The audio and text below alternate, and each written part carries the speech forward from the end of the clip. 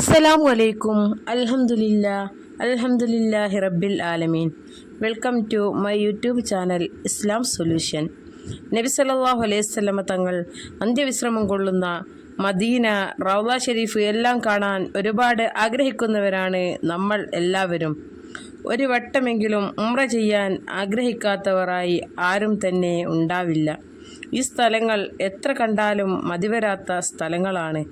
എത്ര കണ്ടാലും കൊതി തീരാത്ത പരിശുദ്ധ മക്കയും മദീനയും ഒരു പ്രാവശ്യമെങ്കിലും കാണാൻ നമുക്കെല്ലാവർക്കും അള്ളാഹു തൗഫീക്ക് നൽകി അനുഗ്രഹിക്കട്ടെ.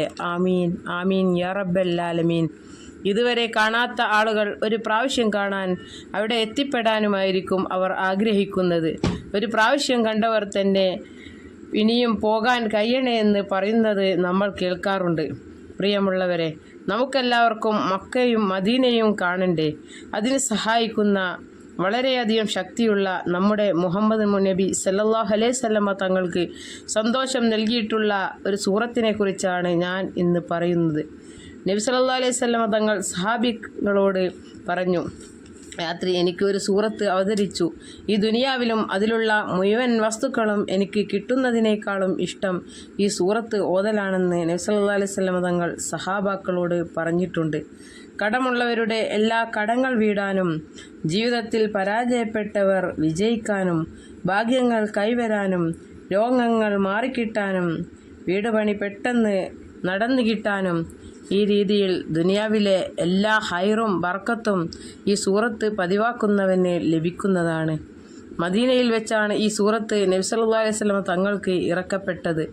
ഒരുപാട് വിജയങ്ങൾ ലഭിക്കാൻ കാരണമാകുന്ന ഈ സൂറത്ത് അള്ളാഹുവിൻ്റെയും നബി സല്ലല്ലാഹു അലൈഹി വസല്ലം തങ്ങളുടെയും ഇഷ്ടവും പൊരുത്തവും ലഭിക്കാനും കാരണമാകും.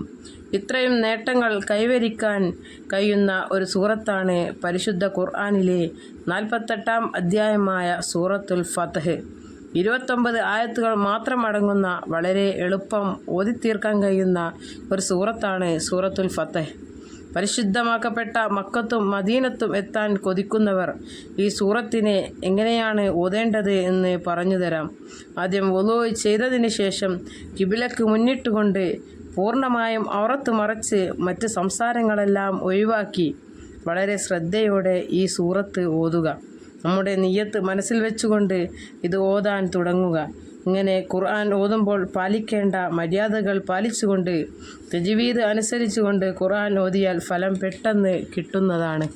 ഇങ്ങനെ 21 ദിവസം ഫത്ഹ് സൂറത്ത് പതിവാക്കി ഓതുക. എനിക്ക് ഈ വർഷം തന്നെ മക്കത്ത് പോകണം, മദീനയിലെത്തണം, ഹജ്ജ് ചെയ്യണം, ഉംറയും ചെയ്യണം, റൗള ഷരീഫ് കാണണം. അങ്ങനെ മനസ്സിൽ ആത്മാർത്ഥമായി ആഗ്രഹിച്ചുകൊണ്ട് നിയ്യത്ത് മനസ്സിൽ കരുതുക. ഇങ്ങനെ ഓതിയിട്ട് അള്ളാഹുവിനോട് നമ്മുടെ ആവശ്യം ആത്മാർത്ഥമായി പറഞ്ഞുകൊണ്ട് കരഞ്ഞ് ദുആ ചെയ്യുക. എല്ലാവരുടെയും ആഗ്രഹം പോലെ തന്നെ ഈ സൂറത്തിൻ്റെ മഹത്വം കൊണ്ട്, വിജയം എന്നർത്ഥം വരുന്ന ഈ സൂറത്തിൻ്റെ മഹത്വം കൊണ്ട് നമ്മുടെ എല്ലാവരുടെയും ആഗ്രഹം അള്ളാഹു സാധിപ്പിച്ചു തരട്ടെ. ആമീൻ ആമീൻ യാ റബ്ബൽ ആലമീൻ. അസ്സലാമു അലൈക്കും.